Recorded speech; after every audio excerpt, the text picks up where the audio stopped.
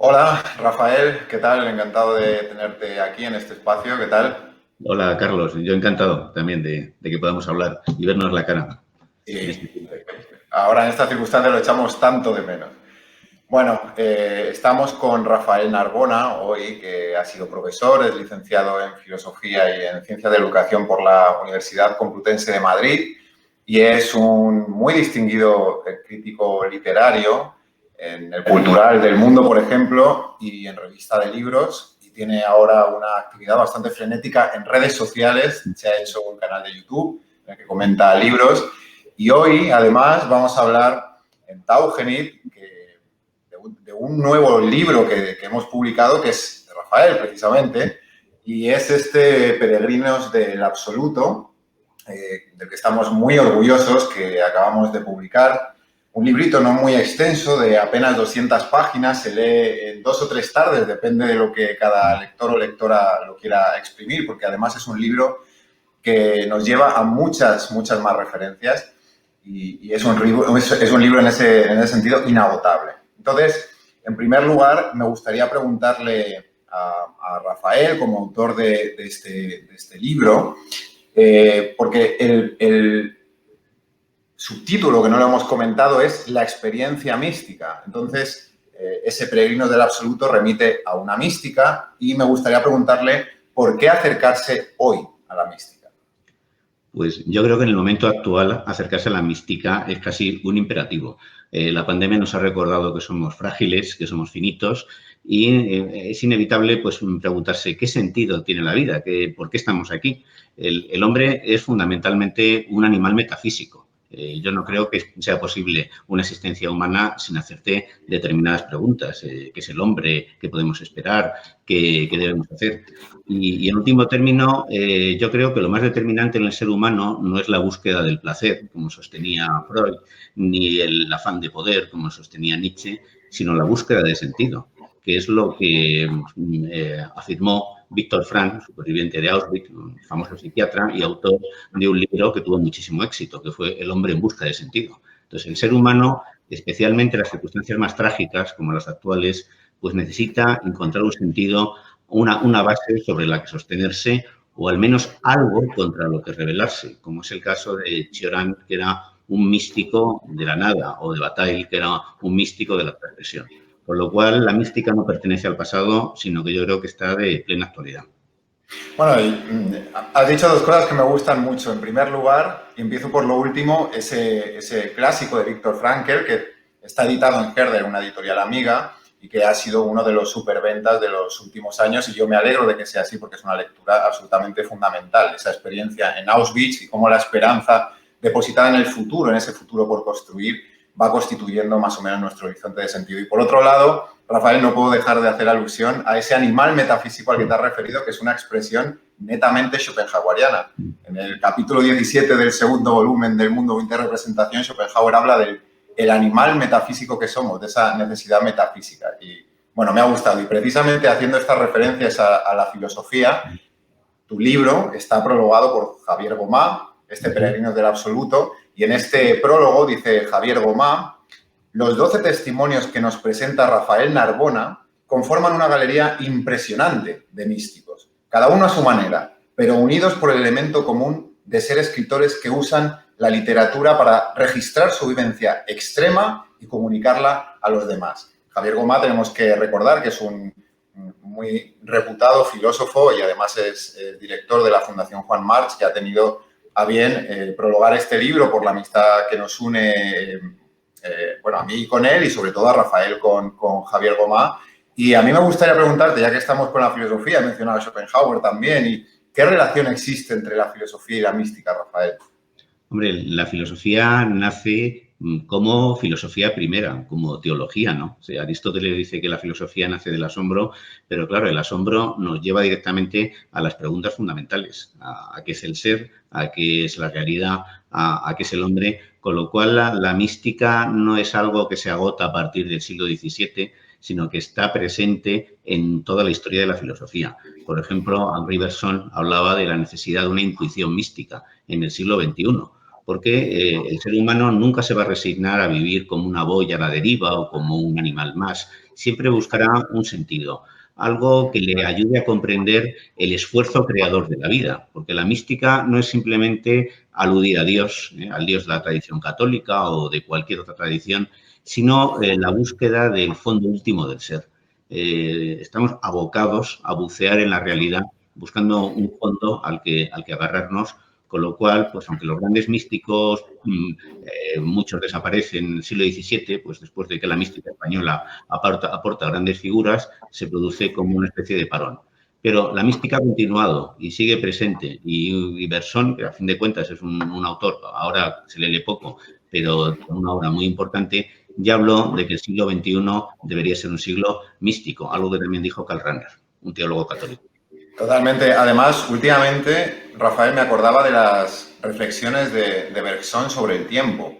Ahora estamos viviendo digamos, un enrevesamiento del tiempo, porque nuestra experiencia interior del tiempo en este confinamiento está siendo muy diferente a la experiencia del tiempo externo. Y a veces tenemos que bregar con esa experiencia interna, esos segundos que se nos hacen inagotables y, sin embargo, cada día es tan parecido al anterior que a la vez parece que el día o los días se suceden de una manera vertiginosa, rapidísima. Y bueno, estas reflexiones de Bergson me parecen fundamentales. Y hablando de esta heterodoxia de la que estás hablando, porque no solo estamos hablando de autores netamente católicos, sino que también estamos hablando de autores como Cioran o, no sé, tratas una pléyade de autores, ¿sí?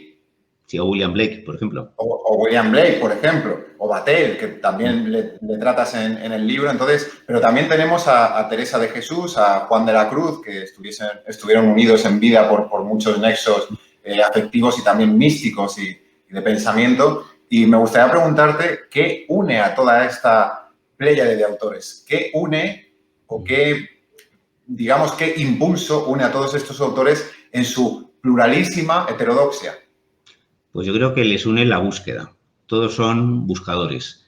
Todos se enfrentan a la realidad e intentan comprender, intentan encontrar un absoluto y todos buscan algo tan elemental y tan irrenunciable como es la felicidad. Teresa de Jesús, en el libro de la vida, explica toda su peripecia mística como una búsqueda de la felicidad. Dice, quise ser feliz, casi se excusa, ¿no?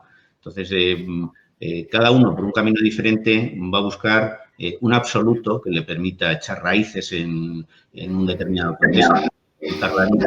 Y, por otro lado, al mismo tiempo, pues van a buscar una explicación que tal vez no es definitiva, pero que les permite pues, mirar el mundo desde una ventana. Cada uno, pues, desemboca en algo distinto. Cioran en la nada, Bataille en la transgresión, William Blake en la imaginación, Thomas Merton, que es también otro pues, místico católico, pues nos habla de Dios como madre. Hemos enfatizado mucho el papel de Dios como padre, pero nos hemos olvidado de que en Dios también hay un componente femenino esencial. Pues todos hacen un recorrido con unas escalas diferentes, pero todos son peregrinos, todos van en busca de algo. Sí, en fin, además son extremadamente exigentes. Cada uno pues, sube como a un 8000 distinto y llegan hasta a la cumbre. Y cuando pisan la cumbre, eso sí, cada uno tiene una perspectiva diferente de las cosas. Han hecho totalmente. Estas reflexiones que haces me recuerdan mucho a aquellas otras que llevaba a cabo Ortega y Gasset cuando hablaba de que somos náufragos y que estamos buscando cada uno, bueno, no, si no una tabla de salvación, sí al menos un horizonte de sentido. Y ese sentido, en este caso, en este Peregrino del Absoluto, lo da la experiencia mística, esa experiencia de la que hablas a través de una mirada plural en todos estos autores y todas estas autoras.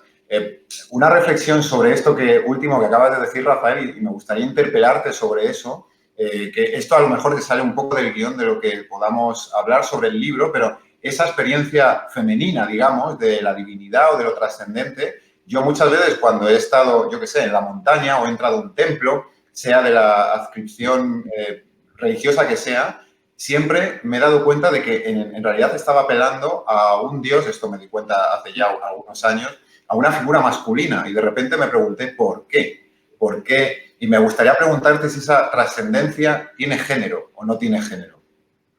Hombre, es una pregunta difícil. Yo no me atrevería a decir ¿no? que tiene género o no, pero lo que sí estoy dispuesto a afirmar es que no es una figura exclusivamente masculina. En todo caso, integra lo masculino y lo femenino. Por ejemplo, Unamuno, cuando especula sobre qué es la eternidad, habla de una vuelta al útero. Él muchas veces se plantea la nostalgia del estado prenatal, casi habla de desnacer, y aunque él hable del Padre Eterno, en fin, porque se inscribe dentro de la tradición católica, aunque él no se declara católico, siempre lo femenino está ahí, ¿no? Y de hecho, pues bueno, casi tenía una relación mística con su mujer, Concha Lizarraga, a la que llamaba madre. Y Thomas Merton, pues también muchas veces se refiere a Dios como madre. Yo creo que aquí, pues, la perspectiva machista de género que todos tenemos y que sigue ahí como un lastre, pues muchas veces nos ha condicionado a ver a Dios como padre. Pero Dios es madre también y Dios integra todas las dimensiones de lo humano. Y lo femenino, lejos de ser algo marginal, yo creo que está en el centro, ¿no? de la experiencia humana. Lo femenino es apertura, es creación, es vida, es libertad. Por cierto, hay varias místicas aquí que no hemos mencionado, pero que yo admiro muchísimo, como Etty Hillsum o como Simone Weil. Simone Weil, sí, para mí Simone Weil es una gran referencia, tú lo sabes que la estoy mencionando todo el día y bueno, es que en realidad Simone Weil, sin haber sido madre en vida, fue una madre de pensamiento, fue una madre de acción porque se implicó a través de esa mística en la que ella pensaba y que sobre todo experimentaba y a través de ese pensamiento místico pudo implicarse en los asuntos humanos. Entonces, ¿nos podrías decir algo sobre, ya que estamos sobre Simone Weil? Porque a mí particularmente me apasiona. Entonces, si nos puedes dar alguna nota sobre Simone Weil, te lo agradecería mucho.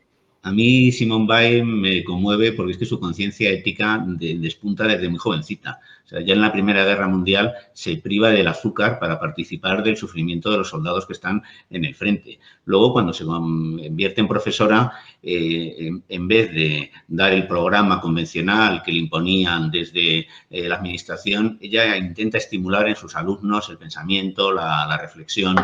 Su sueldo se queda, pues bueno, con el equivalente al subsidio de paro y el resto lo reparte entre familias obreras sin recursos. Tiene una trayectoria ética impecable, ¿no? En una ocasión le ofrecieron un anillo y ella lo rechazó diciendo que no le gustaba el lujo. La llamaban la Virgen Roja, ella inicialmente pues pertenece a la izquierda, pero conoce a Trotsky, pero un viaje a la Unión Soviética le va a revelar que allí no es la utopía que ella pensaba, sino que es una dictadura burocrática donde no hay libertades y se va a distanciar. También es muy emotiva su participación en la Guerra Civil Española. Yo recuerdo un detalle cuando ella llega a la columna de Urruti, por cierto, sin saber manejar un fusil, no llegó a disparar ni un tiro, porque además metió, como era al parecer la pobre un poco torpe, metió el pie en un puchero y se quemó. Se hizo unas quemaduras gravísimas. Perdón. Y una cosa, y ella lo que vio es cómo fusilaban a un joven falangista, a un chico de unos 16 años. Y dijo, bueno, en fin, ya no es que cambiara de convicciones, pero todo el horror de la guerra le estalló en la cara. Y bueno, luego cuando en unas cartas que intercambió con George Bernanos, el autor de Los grandes cementerios bajo la luna, le dijo, sí, es cierto, los fascistas están cometiendo atrocidades, pero el otro bando también, ¿no? Esto es un fracaso colectivo. Como decía Bernanos, esto es la cólera de los imbéciles, ¿no? Totalmente. Yo creo que muchas veces esa experiencia de lo místico surge pues porque nos vemos confrontados al mundo humano y ese mundo humano no nos da las suficientes perspectivas o la suficiente, no ya soluciones, sino incluso el suficiente horizonte de sentido como para plantearnos una posible salida a todo el atolladero humano que nosotros mismos creamos. Ahora lo estamos viendo con esta terrible pandemia que estamos viviendo. Algo que nosotros mismos hemos creado, que hemos difundido por todo el mundo y a través de nuestros propios cuerpos y demás, y ahora está habiendo un agravamiento de la situación. Y bueno, a lo mejor muchas veces esta experiencia mística que tú lo cuentas fantásticamente en este libro es ese periplo vital que viven todos estos autores, todas estas autoras que en algún momento de su vida se ven confrontados con eso finito, con la finitud, con nuestra condición de seres que van y se abocan hacia una muerte en la que quizá no haya ninguna solución. O sea, de la muerte o contra la muerte no hay solución, eso es evidente, pero sí nos tenemos que enfrentar de alguna manera a nuestra finitud. Entonces, todos estos autores yo creo que lo hacen y tú recoges con mano maestra en este libro todo lo que tiene que ver con ese periplo vital. Entonces, para terminar con una reflexión sobre nuestros días, sobre nuestra contemporaneidad, me gustaría que nos dijeras qué aportan hoy todos estos autores de los que hemos estado hablando y algunos que se quedan en el tintero, que en algún momento hablaremos más de todo ello. Esperemos que en directo, Rafael, cuando las circunstancias nos dejen. Me gustaría que nos dijeras qué aporta todas estas miradas a la actualidad, no ya solo a la pandemia, sino a nuestra forma de vivir en este sistema de desaforado consumismo, en este sistema en el que estamos hiperconectados constantemente, tú lo sabes, porque con todas las redes sociales, en una, en otra, y estamos hiperexpuestos. ¿Cómo afecta y qué puede darnos, qué puede ofrecernos hoy esta experiencia mística que tú muestras también en Peregrinos del Absoluto? Hombre, en la mística nos puede enseñar algo fundamental, que es a estar solos, a afrontar la soledad sin angustia. Pascal, que es otro de los autores que trato y que a mí me gusta muchísimo, dice de casi todos los problemas del mundo vienen porque un ser humano no es capaz de estar en una habitación solo. Esa situación le crea una angustia insoportable, sale al exterior y ahí empiezan los conflictos. No se trata de cortar la relación con el mundo exterior, sino que se trata de aprender a estar solos, aprender a estar con uno mismo y que eso no nos genere angustia, que eso no nos genere malestar, que la soledad consiste en establecer una relación con nosotros mismos, en convertirnos en interlocutores de nosotros mismos, en hablar con nuestro interior, en explorar las voces que llevamos dentro. Y en ese sentido, pues la mística nos proporciona unas herramientas muy eficaces, porque a fin de cuentas las experiencias místicas de Santa Teresa, por ejemplo, no se producen con los sentidos, sino con los ojos del alma. Y ella descubre en su interior muchísimas voces, descubre en su interior pues muchos caminos, muchas estancias, muchas moradas. Con lo cual, pues bueno, la mística nos enseña a relacionarnos con nosotros mismos, nos enseña a estar solos y también nos enseña a buscar el silencio. El silencio, en fin, que es algo tan raro en el mundo contemporáneo. Hasta los Muy adolescentes, necesario, sí, totalmente. los adolescentes van con unos cascos y los que no son tan adolescentes como yo, pues muchas veces se los ponen para escuchar música y parece que tenemos una especie de ansiedad por el sonido. El silencio nos crea malestar. Y el silencio también es una forma de meditación, una forma de conocernos a nosotros mismos. Y yo creo que para relacionarse con el mundo exterior hay que aprender a estar solo, hay que aprender a relacionarse con el silencio y en eso los místicos son grandes maestros. Además, los místicos no solamente están preocupados por el yo, los místicos también piensan en el otro, que eso es fundamental, ¿no? Una mística que esté orientada exclusivamente a la búsqueda del bienestar interior es una mística infructuosa, es una mística que fracasa. Siempre en la mística el tramo final es el encuentro con el otro. Y a partir de ahí, pues, la idea de que, bueno, a fin de que la búsqueda de Dios o del todo, del absoluto, lo que solo se puede hacer de forma comunitaria. O sea, realmente la mística, pues, nos abre muchos caminos a estar solos, a disfrutar del silencio, a buscar al otro y, en último término, los que tienen fe, a buscar a Dios y los que no, pues a intentar comprender, pues, el esfuerzo creador de la vida, ¿no? Del ser, del universo, del cosmos. Yo creo que todos son ganancias y ninguna pérdida. Totalmente. Y yo recomiendo, para terminar, muchísimo este Peregrinos del Absoluto, no solo como editor, porque he disfrutado muchísimo editándolo, sino también leyéndolo, hablando con Rafael. Y Rafael, te quería dar las gracias por contar con nosotros, con Taugenid, para publicar este libro, por compartir no solo la sabiduría de estos místicos que tú pones aquí a hablar y a dialogar entre ellos, porque también es un libro que dialoga entre sus propios capítulos, sino también por compartir tu propia sabiduría de profesor, como crítico literario y te lo agradezco mucho. Espero que no sea la última vez, que sea la primera de muchas que colaboremos en Taugenid, que bueno, es una editorial que aunque lleva poquito tiempo está luchando muchísimo por bregar en estos tiempos de pandemia tan difíciles, en este 2020 que nos está azotando con tanta fuerza, pero es un proyecto que va a salir adelante porque con autores como tú seguro que es garantía de éxito y se van a forjar libros de fondo que van a durar muchísimo tiempo. Así que muchísimas gracias por tu atención y muchísimas gracias por tu disposición y por estar ahí. Gracias a ti, Carlos. Y una última cosa para finalizar. Una de las cosas que La mística es la esperanza. Yo tengo la esperanza de que Taugenicht va a ser una editorial de referencia, de que vamos a hacer juntos más cosas y, sobre todo, que la sociedad en su conjunto va a vencer a la pandemia y vamos a recobrar nuestra vida, nuestra normalidad, la alegría y la paz. Sobre todo la alegría, Rafael, la alegría y la paz, que son muy importantes, aunque sin dejar nunca digamos, la sana disidencia que procura la filosofía, de la que tú y yo tan amigos somos. Así que nada, un abrazo muy fuerte y seguimos adelante. Venga, gracias, Carlos. Un placer. Que vaya bien, chao.